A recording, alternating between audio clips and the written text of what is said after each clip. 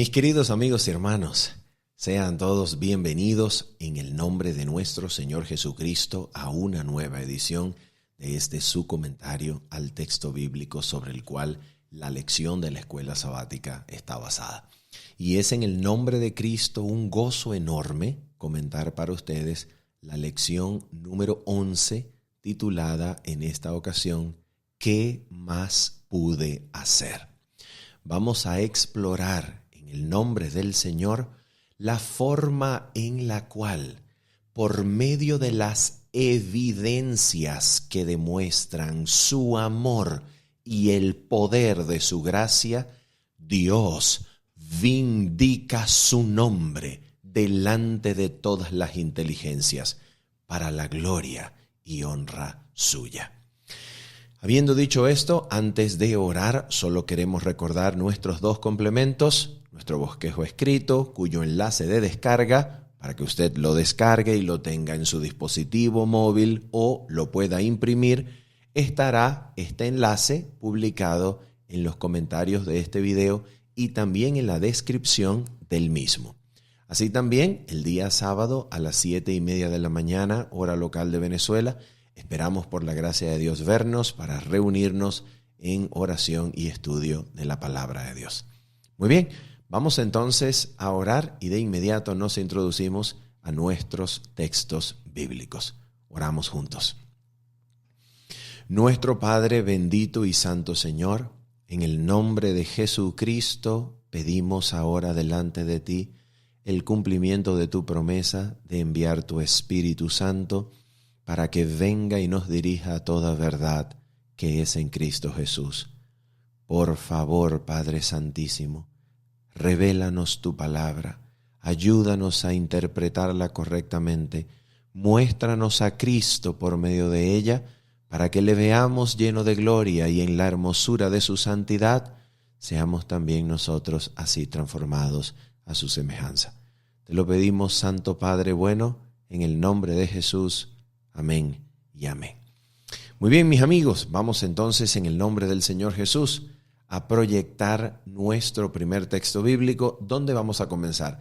Vamos a comenzar con Isaías capítulo número 5 a partir del versículo número 1, que es esta parábola, es este canto de su amado a su viña, donde nos va a presentar las implicaciones cósmicas que la justicia y el amor de Dios tienen en este plan de la salvación. Vamos a proyectarlo. El texto bíblico nos dice lo siguiente. Ahora cantaré por mi amado el cantar de mi amado a su viña. Tenía mi amado una viña en una ladera fértil.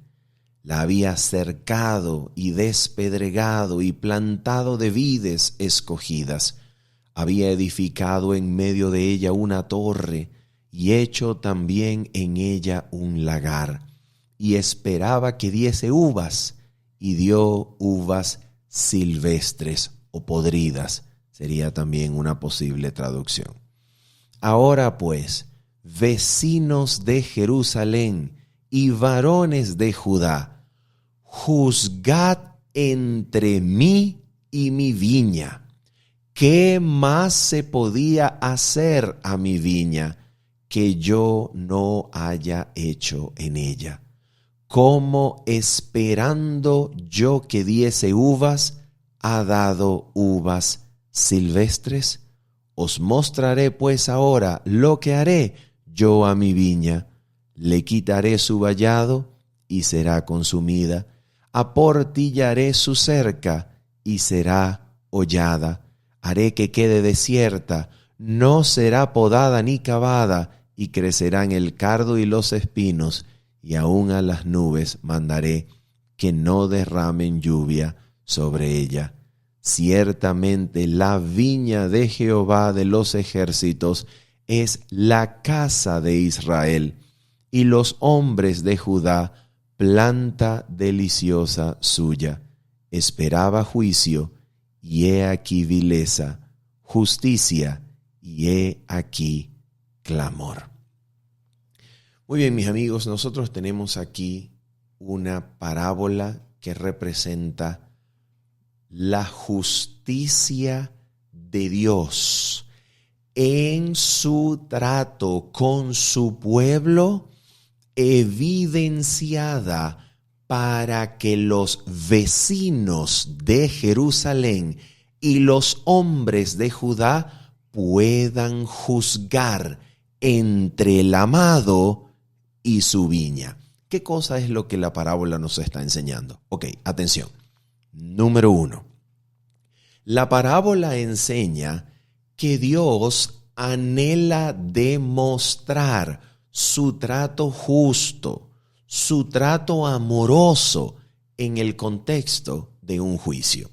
¿Y qué es lo que Dios entonces quiere demostrar? Quiere demostrar en ese juicio que Él ha hecho absolutamente todo por tratar con justicia y amor a su pueblo, a sus hijos, a los seres humanos que se han rebelado contra Él, y Él no ha hecho sino llamarlos, buscarlos, obrar con justicia, atenderlos, llenarlos de favores, con la finalidad de que estos seres humanos caídos procedan al arrepentimiento guiados, movidos por la manifestación de la bondad y el amor de Dios.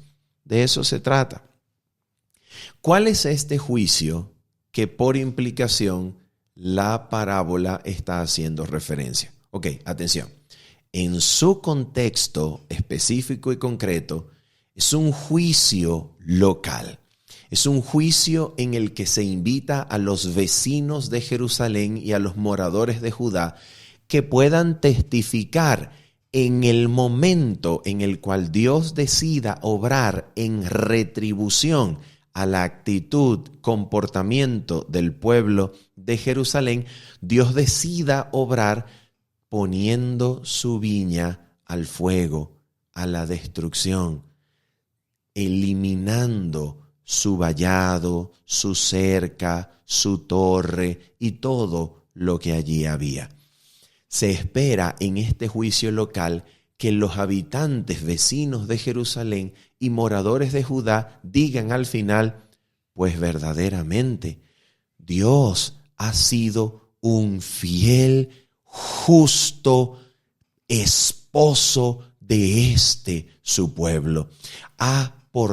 Se ha portado maravillosamente bien, los ha tratado con justicia y amor, y ahora en la destrucción de la ciudad vemos realmente la bondad, la justicia y el amor del Dios Santo. Ese es el contexto local inmediato que tiene este juicio al cual Dios invita a los vecinos de Jerusalén y a los moradores de Judá para que tomen parte y juzguen. Sin embargo, en esta parábola nosotros vemos un principio de acción. ¿Cuál es el principio de acción? El amado representa a Dios mismo en su trato, probablemente no solo con su pueblo, sino en su trato con todo el mundo. En esta parábola, el amado y su viña representan las acciones de Dios para alertar, para amonestar, para advertir, para llenar de favores al género humano, a toda la raza humana. Y finalmente, en la invitación para juzgar entre el amado y su viña, vemos la intención de Dios de que su amor y justicia en su trato con los seres humanos en el gran contexto del conflicto de los siglos termine en una escena de juicio. Dios quiere demostrar en juicio que Él ha hecho absolutamente todo por salvar a la familia humana, por bendecirla, por llenarla de favores, por tratar de moverla por medio de la manifestación de su amor, por la demostración en Cristo de que Dios es justo es fiel y ha hecho absolutamente todo para que el corazón sea movido, sea guiado por la bondad de Dios, para así el corazón experimentar arrepentimiento. Mis amigos, en el gran plan de la redención, que es la obra de Dios, evidencia en el gran juicio final, en este plan de la redención y en este juicio final, delante de todas las inteligencias del universo, Dios demostrará que desde un principio, desde el comienzo mismo de la rebelión de los seres humanos hacia su reino justo, Dios no ha hecho más que tratar de mover con su amor la raza humana al arrepentimiento. ¿Por qué es el amor lo que guía al arrepentimiento? Porque en este gran conflicto universal no gana el que tenga más poder y lo ejecute con violencia, con fuerza, con destrucción, muerte. No. En este gran conflicto universal gana aquel que pueda vindicar sus aseveraciones acerca de su propio carácter.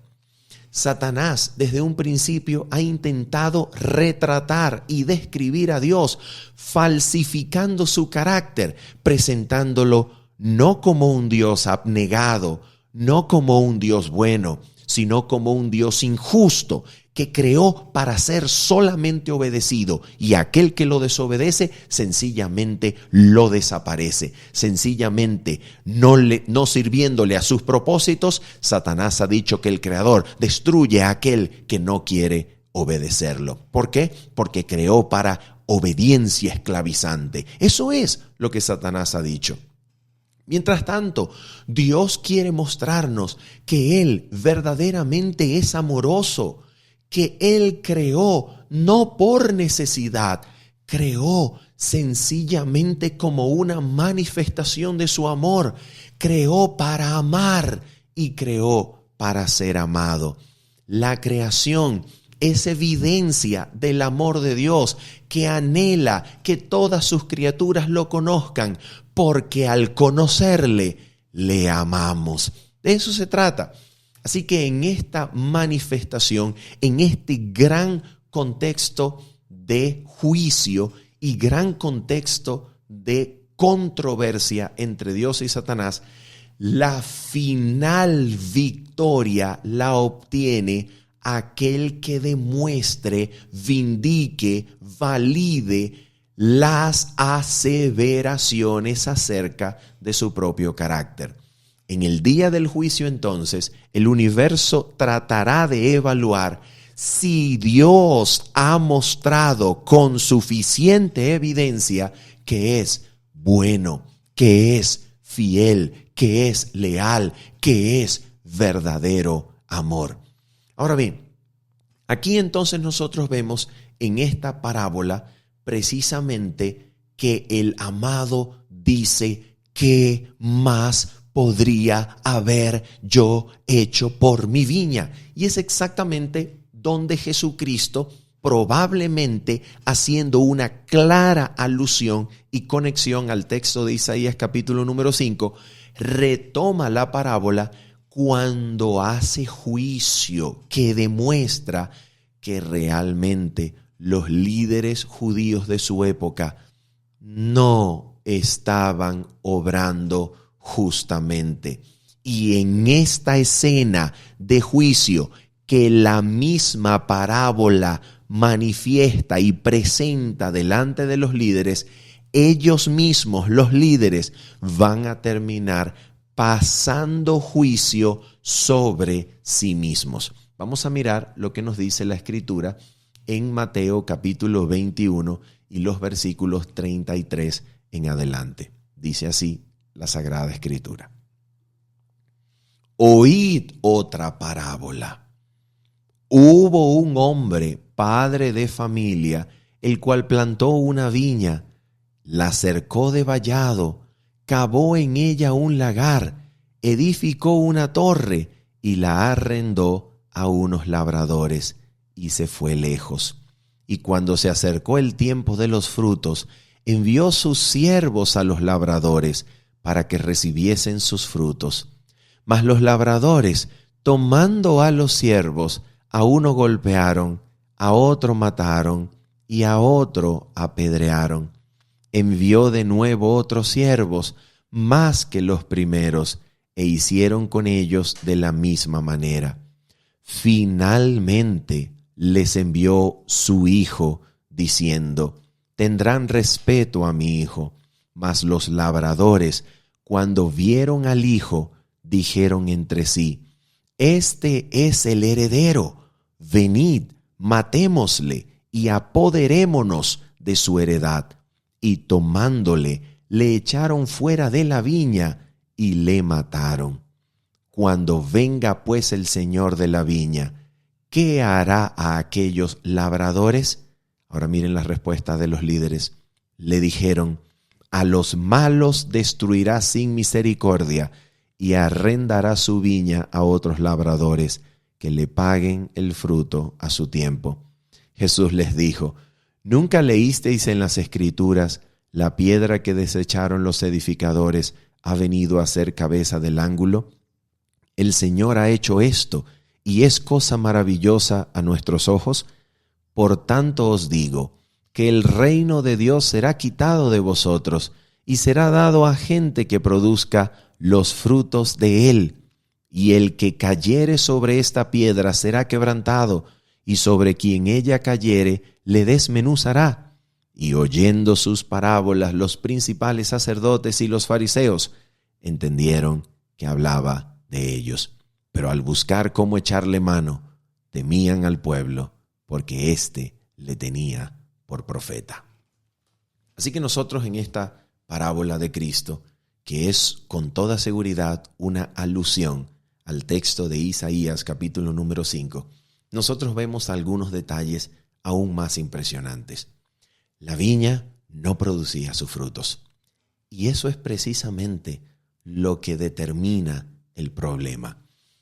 El señor de la viña arrendó la viña a labradores, de los cuales se esperaba fruto. Escuchen, mis hermanos, Dios no podría juzgar el mundo si no hubiese hecho absolutamente todo para que el mundo produzca frutos de justicia. ¿Qué tan difícil es que el mundo produzca frutos de justicia? Solo contemplar la manifestación de amor que el Creador ha dado en Cristo. Al elevar a Cristo en la cruz, el Creador se presentó a sí mismo para que, habiendo elevado a Cristo entre los cielos y la tierra, Cristo fuese visto crucificado como el amor más impresionante de todo el universo. El Creador dispuesto a sufrir, el Creador siendo tocado por el mal, el Creador padeciendo en carne humana para mostrarnos que es verdaderamente abnegado, que prefiere sufrir que condenar a muerte eterna injustamente a sus criaturas. Prefiere morir, ser tocado por el mal, conocer el sufrimiento en carne propia. El Padre conoce lo que es un corazón quebrantado al experimentar la separación de su Hijo, quien era entregado solo para que pisase el lagar de la ira y la destrucción. El corazón del Hijo conoce la angustia que experimentará el pecador perdido cuando la misericordia no interceda más por la raza culpable. ¿Qué más se puede hacer por el género y familia humana? Todo está dispuesto para que todo aquel que quiera mirar sea conmovido por ese amor y produzca frutos dignos de arrepentimiento. El Creador no está sentado en su trono, viéndonos como hormiguitas aquí que se batallan, y sentado en su trono dice: Pobre familia humana, no aciertan en nada, todos sus caminos son malvados. Ojalá alguno de ellos se vuelva a mí. No, el Creador salió, vino a buscarnos a riesgo de pérdida eterna y rodeado de debilidad. Entregó a su Hijo para que viniese como un débil niño y creciese para mostrarnos su justicia, santidad y amor que abruma y conmueve. Piensa en el riesgo que corrió el Creador al darnos a su Hijo. El Creador mismo encarnado, nacido de mujer, sujeto a todas las leyes que rigen el crecimiento y desarrollo humano.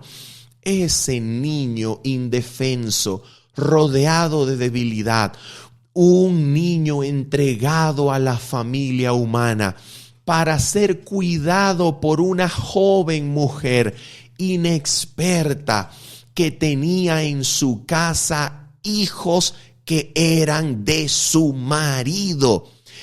Mira los riesgos que corrió el Creador. ¿Y si esa muchacha no lo criaba suficientemente bien? ¿Y si en un descuido lo perdía? ¿Y si esa muchacha entraba en depresión posparto y aborrecía a su niño?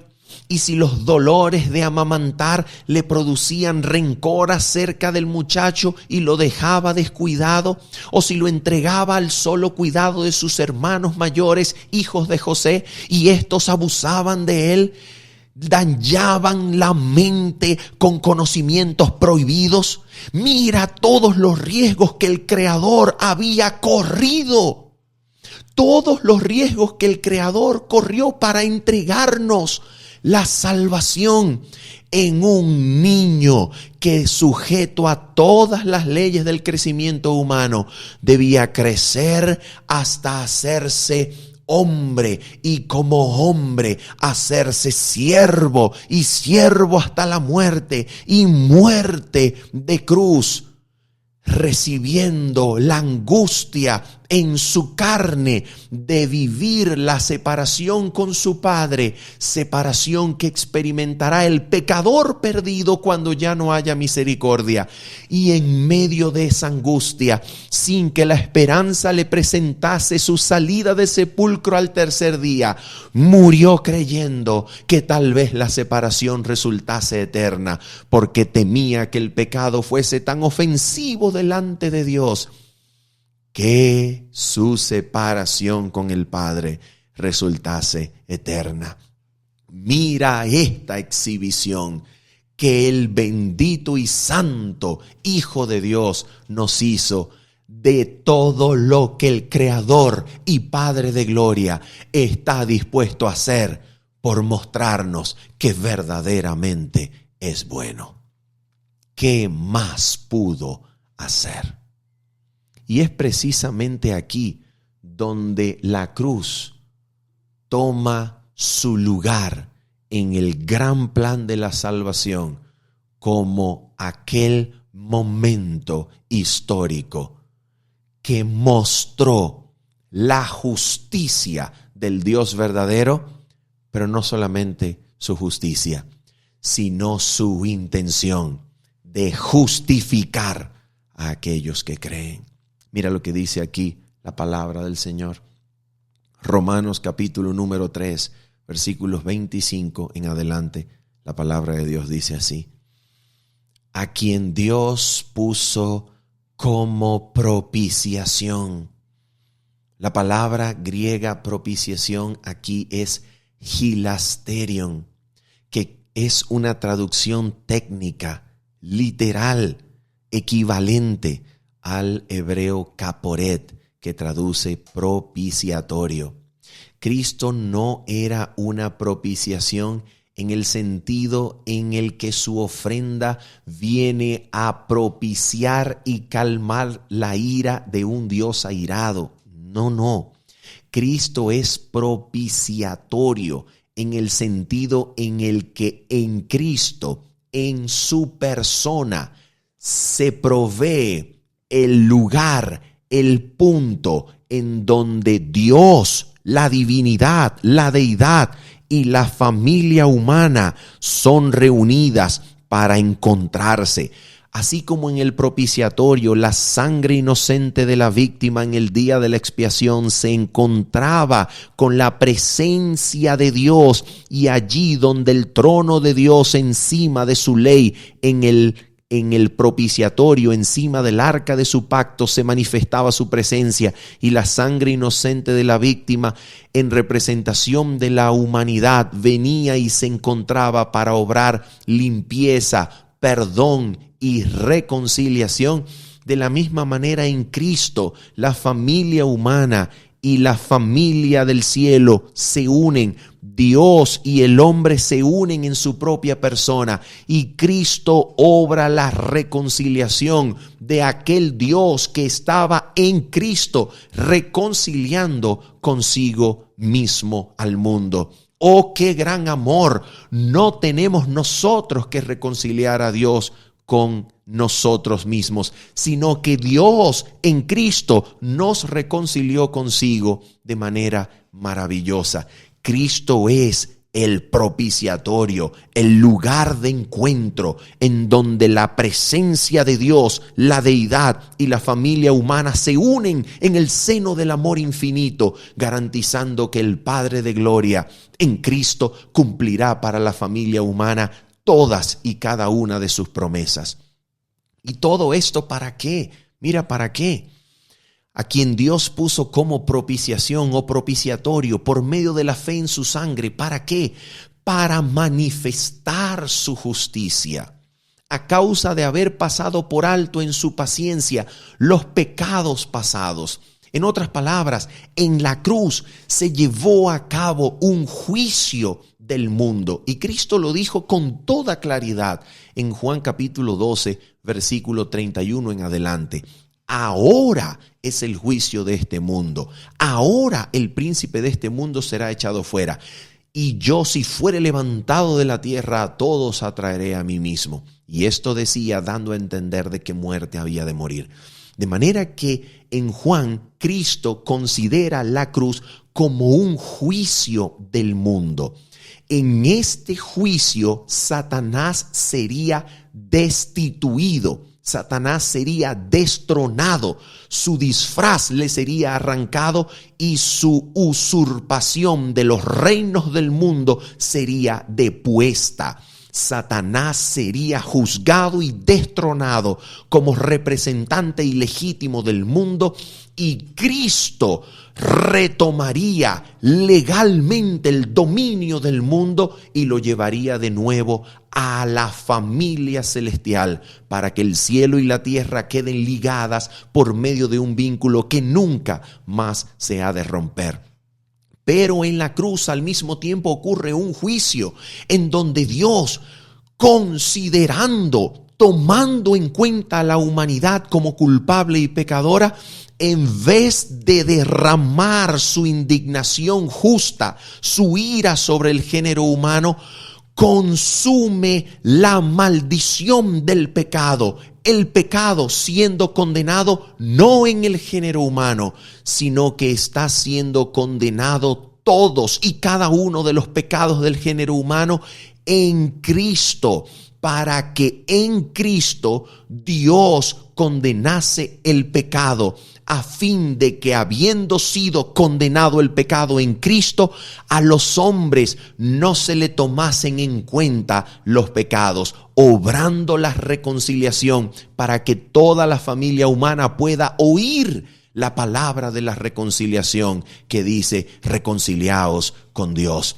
La reconciliación es algo que yo no tengo que obrar, solo tengo que aceptar, porque ha sido obrada en mi favor el día en que la divinidad o la deidad y la humanidad se unieron en Cristo, y Dios, no tomándole en cuenta a los hombres sus pecados, reconcilió consigo mismo al mundo. ¿Y todo esto para qué? Oh, mis amigos, escucha esto. Número 1. La cruz manifiesta la justicia de Dios. Demuestra que verdaderamente es santo, demuestra que verdaderamente es amor y reúne en la cruz sus atributos de misericordia y verdad, de misericordia y justicia, de amor y justicia. La cruz demuestra que Dios no elimina la culpa señalada por la ley, sino que la condena en Cristo mismo. La cruz muestra entonces que para resolver el problema de la condenación humana, no es la ley la que debe ser condenada y eliminada. Es el pecado que debía ser condenado para que el pecado perdiese su poder sobre la humanidad. Precisamente la cruz vindica la ley de Dios y al mismo tiempo vindica su carácter perdonador, misericordioso, amoroso, que está dispuesto a sufrir Él para poder así perdonar y restaurar a la justicia y santidad a todo aquel que cree. La cruz, mis amigos, es la demostración del carácter de Dios delante de todo el universo y la principal evidencia en el día del juicio. Por esa razón, atención con esto, por esa razón se nos dice en el libro deseado de todas las gentes lo siguiente. Es el capítulo número 79, titulado Consumado es.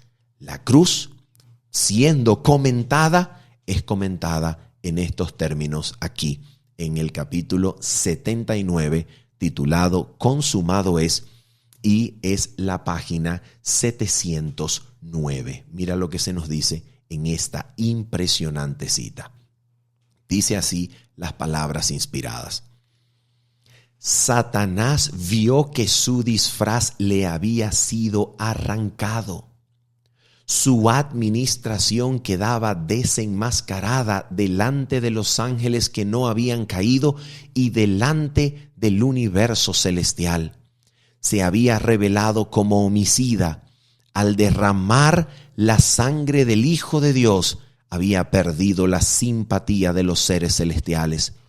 Desde entonces su obra sería restringida. Cualquiera que fuese la actitud que asumiese, no podría ya acechar a los ángeles mientras salían de los atrios celestiales, ni acusar ante ellos a los hermanos de Cristo de estar revestidos de ropas de negrura y contaminación de pecado. Estaba roto el último vínculo de simpatía entre Satanás y el mundo celestial. ¿Estaba roto el vínculo? Absolutamente. Quedaba demostrado y desenmascarado delante del universo celestial como homicida desde el principio y mentiroso. Sí, quedaba demostrado. ¿Se había roto ya la última simpatía del universo celestial por Satanás? Sí, se hallaba rota esa última simpatía. La pregunta es entonces, ¿y por qué Satanás no fue destruido allí inmediatamente después de la cruz? Si el universo ya estaba convencido acerca de su carácter asesino y mentiroso, y el universo se había convencido de la bondad, misericordia, justicia y amor divinos, ¿por qué razón Satanás entonces no estaba siendo destruido inmediatamente después del triunfo de Cristo en la cruz? ¿Por qué? Oh, mis amigos, aquí entramos en un segundo aspecto que dirige y conlleva a la vindicación del nombre y carácter de Dios, no solamente en la cruz, sino en el día del juicio final, donde está ya bosquejado perfectamente ese segundo aspecto que será evidenciado, que será la evidencia a ser considerada allá en el día del juicio final, juntamente con la cruz, como es la principal evidencia. ¿Cuál es entonces ese segundo aspecto, segunda evidencia que junto con la cruz se presentará en el día del juicio final, que muestra el poder, la justicia, el amor y la eficacia de la gracia de Dios? Escucha esto. La palabra de Dios nos enseña en Génesis capítulo número 3 lo siguiente. Génesis capítulo número 3, versículo número 15. Este versículo es el plan de Dios de la salvación bosquejado por primera vez en la historia sagrada. Es la primera manifestación de la promesa divina de salvación para la raza humana. Aquí está bosquejada la cruz de Cristo, su sufrimiento causado por la mordida de la serpiente en el talón del descendiente humano. Aquí está bosquejada la encarnación, pues la simiente que ganaría el conflicto es la simiente de la mujer. En hebreo, un pronombre de la tercera persona del singular masculino. Él te aplastará la cabeza, Él te herirá en la cabeza y tú le herirás en el calcañar. Aquí está bosquejado los justos términos del conflicto, en el cual en la encarnación del Hijo de Dios como descendiente humano, Satanás lograría morder su talón. En otras palabras, lo tentaría de la misma forma en la que es tentada la raza humana, pero no alcanzaría su cabeza. Más bien, el descendiente de la mujer, Cristo Jesús, le aplastaría la cabeza a él por medio de su muerte en la cruz, como lo dice Hebreos capítulo número 2, versículo 14. Él participó de lo mismo, participó de carne y sangre para destruir por medio de la muerte al que tenía el imperio de la muerte, esto es, al diablo. Pero todo este plan bosquejado en Génesis 3:15 debe conducir a la realización, al alcance, al logro de la primera palabra que está estipulada como parte de esta primera promesa evangélica. ¿Cuál es la primera palabra que aparece allí en Génesis 3:15 como aquello que constituye la promesa, el logro final, aquello que el plan de la salvación apunta y anhela lograr en el género humano? ¿Qué es lo que se nos dice? Miren lo que se nos dice. Génesis 3, versículo número 15. Estará resaltado en la pantalla. Mira lo que dice allí. Y pondré enemistad entre ti y la mujer. ¿Qué es lo que significa esa enemistad? Amigos, por causa del pecado y la rebelión, el ser humano y Satanás llegaron a hacerse amigos. El ser humano y Satanás, por causa del pecado y la rebelión, llegaron a estar en armonía y no en divergencia. Precisamente el plan de la salvación allí mostrado en Génesis 3:15 consiste en que por medio de la venida del Hijo a la tierra, su encarnación, su muerte de cruz, Cristo le aplastaría la cabeza a Satanás, logrando enemistar a aquellos que se hicieron amigos. ¿Qué es lo que Cristo quiere hacer? Cristo quiere arrancar al ser humano del poder controlador de Satanás. Cristo quiere librar al ser humano del dominio satánico, haciendo que el ser humano ya no sea más amigo de Satanás, sino amigo de Dios, un súbdito leal al reino de los cielos. En otras palabras, la enemistad es la obra que Cristo vino a producir. La enemistad entre el hombre y Satanás es la obra que Cristo vino a realizar aquí en la tierra. Por eso dice Primera de Juan 3:8 que el Hijo de Dios apareció para deshacer las obras del diablo. Y en su contexto es absolutamente claro que se trata del pecado, porque el versículo 8 de Primera de Juan 3 mismo dice que todo aquel que peca es del diablo. Por tanto, lo que Cristo vino a hacer es deshacer el vínculo que une al hombre con Satanás. ¿Cuál es este vínculo? Es el pecado. Cristo vino a tratar con el problema del pecado en la cruz y por medio de la cruz en el ser humano para limpiarlo de pecado, para limpiar su conciencia de obras muertas y con su sangre eficaz librarlo del control de Satanás,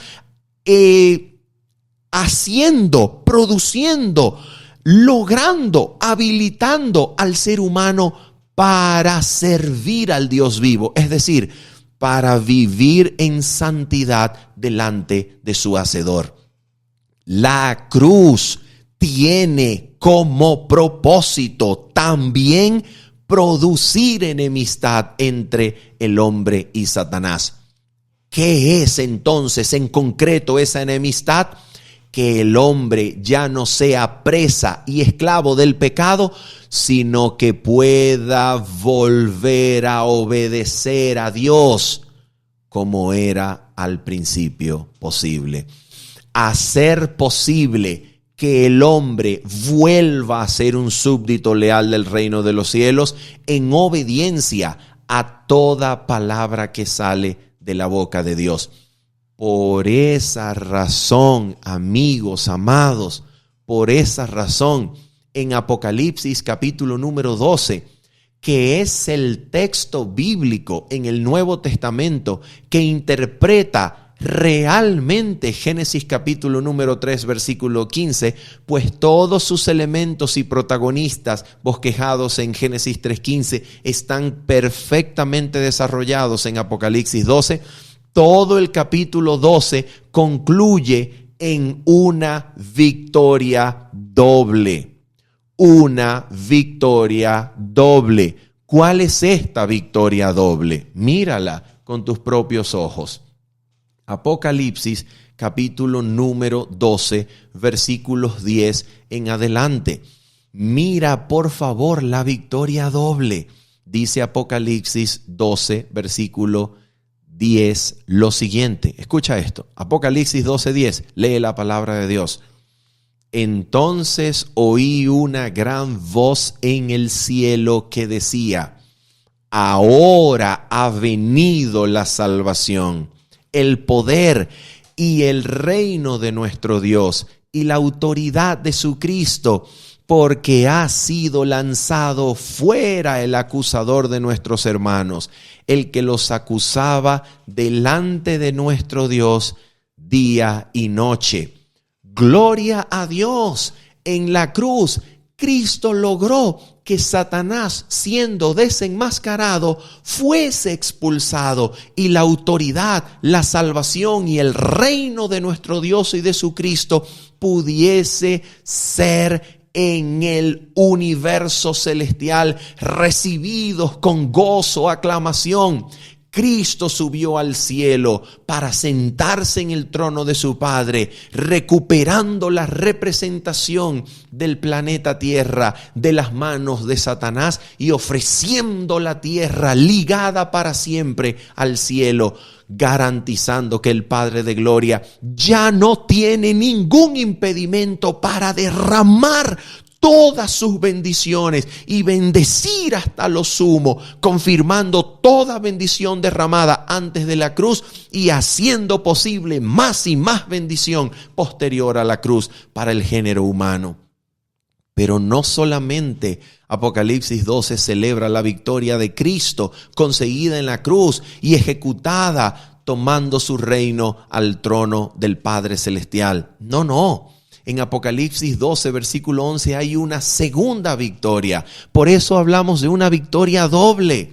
Y es que Génesis 3:15 también demanda no solamente que Cristo le aplaste la cabeza a Satanás, sino que Cristo produzca enemistad entre Satanás y la humanidad, haciendo vencedores al ser humano sobre Satanás. Y por eso, mira la doble victoria de Apocalipsis 12, testificada en el versículo número 11, junto con la cruz. Allí, dependiente de la cruz, derivada de la cruz, es una victoria que no es alternativa, ni mucho menos opuesta a la cruz. Es una victoria dependiente de la cruz, es una victoria que produce la cruz, es una victoria derivada en consecuencia de la cruz y su gracia eficaz. Mira lo que se nos dice en Apocalipsis 12, versículo 11. Y ellos, ¿quiénes son ellos? Los que eran acusados delante del trono de Dios por parte de Satanás. Los hermanos de Cristo que anteriormente eran acusados, ahora le han vencido. ¿Quién ha vencido a quién? Según el versículo 11, los que anteriormente eran acusados por Satanás, ahora le han vencido. ¿Y cómo le vencen? Por medio de la sangre del Cordero y de la palabra del testimonio de ellos. Y menospreciaron sus vidas hasta la muerte.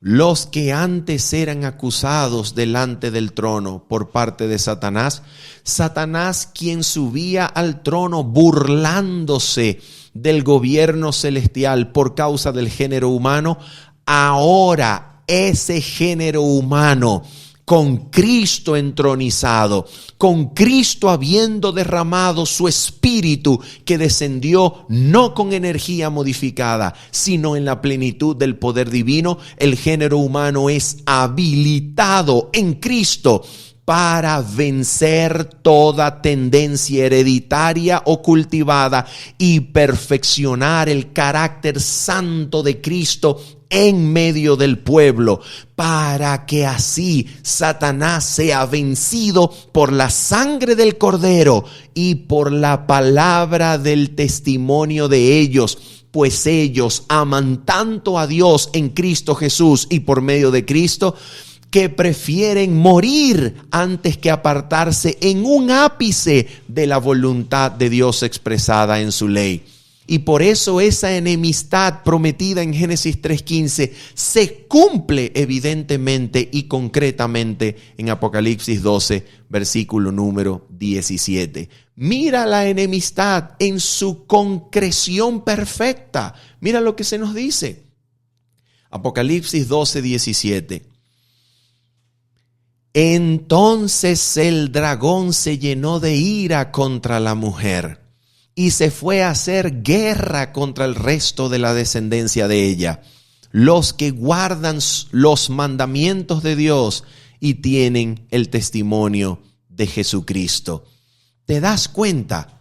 La enemistad entre Satanás y el ser humano se concreta perfectamente en el hecho de que la victoria de Cristo en la cruz, la sangre del Cordero, habilita al remanente para guardar los mandamientos de Dios y así hacerse enemigo de Satanás, venciéndolo en el conflicto de los siglos por medio de la cruz, mostrando Dios esta evidencia juntamente con la cruz en el conflicto final y en el día del juicio, para que todo el universo proclame que los juicios de Dios son justos y son verdaderos. Estas son las evidencias en el juicio final. Por eso, Apocalipsis capítulo 19, versículos 1 en adelante, dicen lo siguiente. Vamos a mirar.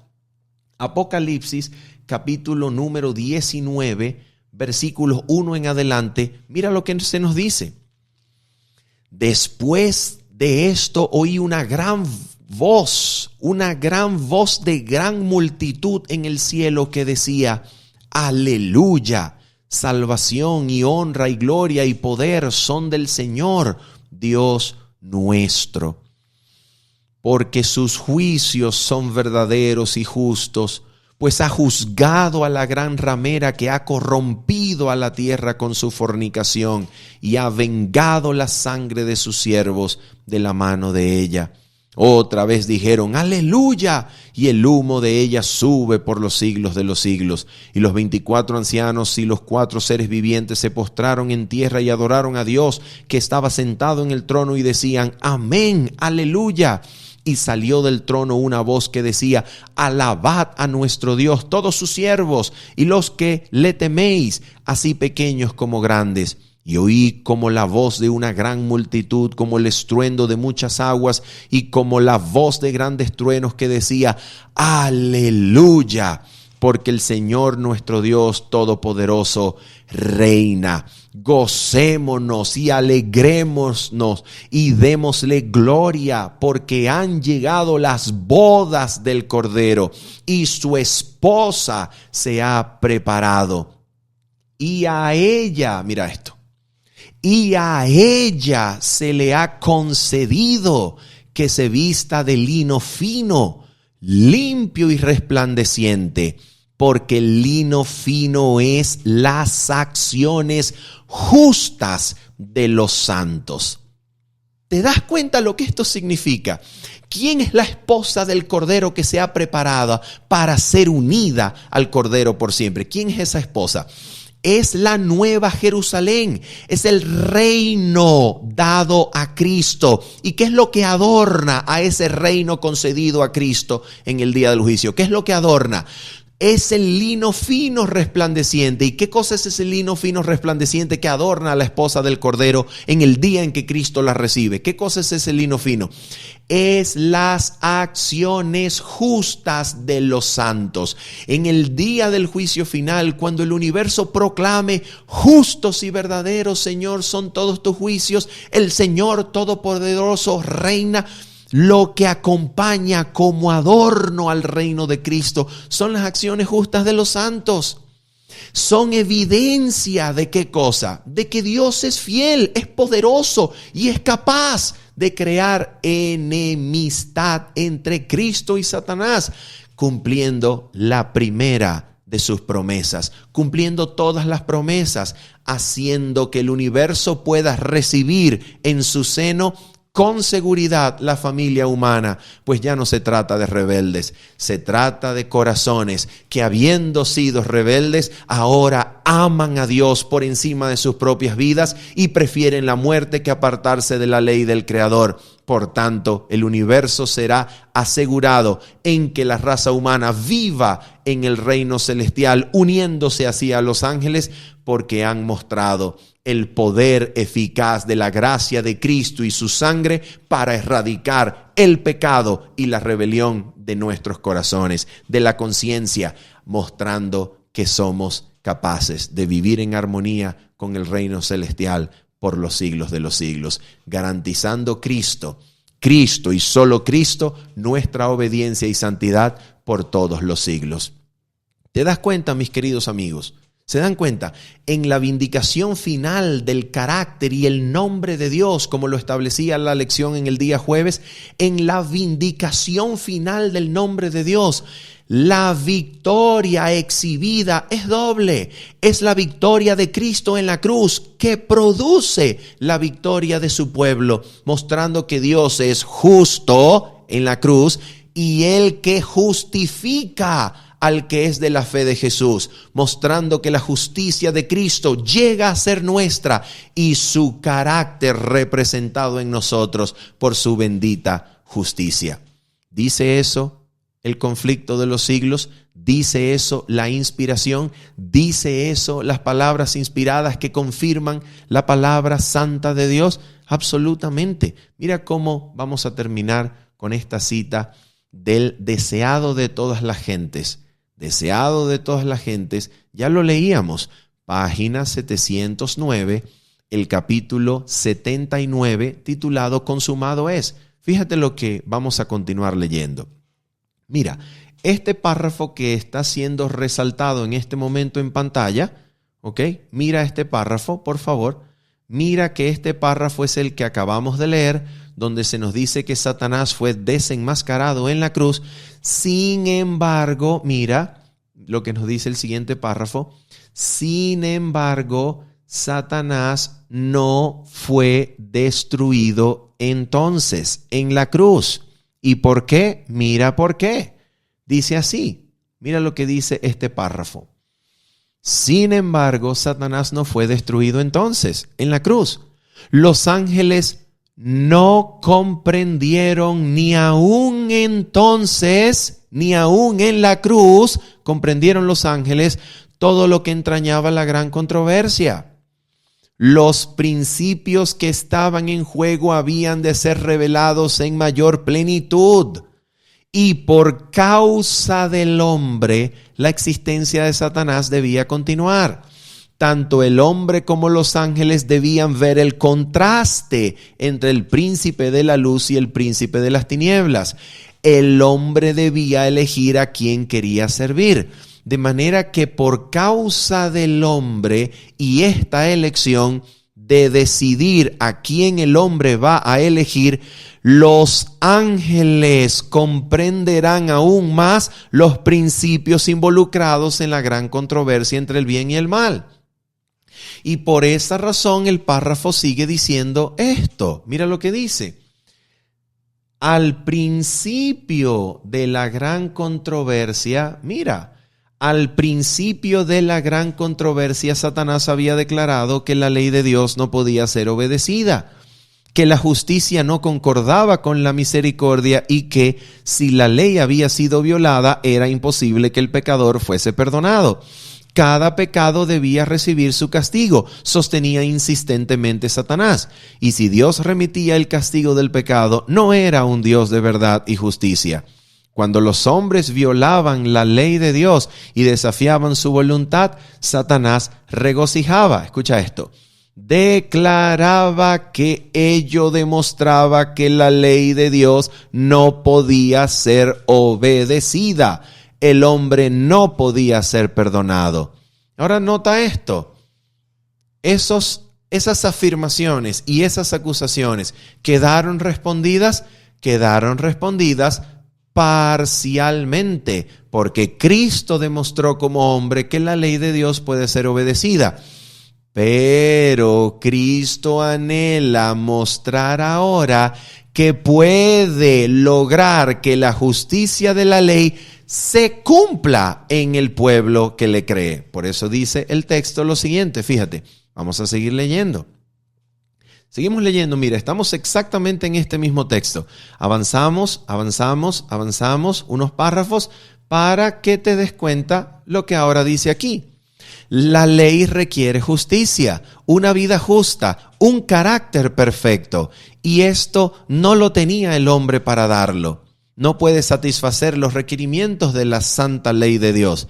Pero Cristo, viniendo a la tierra como hombre, vivió una vida santa y desarrolló un carácter perfecto. Ofrece estos como don gratuito a todos los que quieran recibirlos. Su vida reemplaza la vida de los hombres. Así tienen remisión de los pecados pasados por la paciencia de Dios. Más que esto, Cristo imparte a los hombres atributos de Dios, edifica el carácter humano a la semejanza del carácter divino y produce una hermosa obra espiritualmente fuerte y bella. Así la misma justicia de la ley se cumple en el que cree en Cristo. Dios puede ser, fíjate el texto de Romanos 3:26, Dios puede ser justo y el que justifica al que es de la fe de Jesús. Así que Romanos 3:26 incluye la manifestación de la justicia y la apropiación de esta justicia de Dios por parte del pueblo que produce por medio del poder, la justicia y la gracia de Cristo una obra fuerte y espiritualmente bella y fuerte, el carácter de Cristo reproducido en semejanza en su pueblo. Y así Dios muestra que es justo y que justifica al que es de la fe de Jesús. ¿Te das cuenta, queridos amigos, lo que entraña el conflicto de los siglos y la vindicación final en el día del juicio? del nombre y carácter de Dios? Envuelve y depende de la victoria de Cristo en la cruz, que produce en consecuencia una segunda victoria que se usa también como evidencia en este día de juicio final. Produce la victoria del pueblo que le cree, del pueblo que lleva su carácter, porque lleva la justicia de Cristo en él. Y la justicia de Cristo en nosotros produce una obra espiritual fuerte y bella que glorifica a Dios en el final del conflicto. Y después de esto, escucha esto, mira lo que dice la sierva del Señor, mira cómo termina, atención, mira cómo termina este grandísimo texto de la mensajera del Señor. Termina diciendo así, deseado de toda la gente, mismo capítulo, solamente unos párrafos después, dice ella, la guerra contra la ley de Dios que empezó en el cielo continuará hasta el fin del tiempo. Cada hombre será probado. El mundo entero ha de decidir si quiere obedecer o desobedecer. Todos serán llamados a elegir entre la ley de Dios y las leyes de los hombres. En esto se trazará la línea divisoria. Habrá solamente dos clases. Todo carácter quedará plenamente definido y todos demostrarán si han elegido el lado de la lealtad o el de la rebelión. Entonces vendrá el fin. Dios vindicará su ley y librará a su pueblo. Página 712 del deseado de todas las gentes. ¿Te das cuenta? Entonces el fin vendrá cuando Dios haya vindicado su ley y librado a su pueblo del poder de Satanás. Habiendo dicho esto y esperando que tú hayas sido edificado por esta presentación, nos despedimos diciéndole, nos vemos el día sábado. Bendiciones. Chao, chao.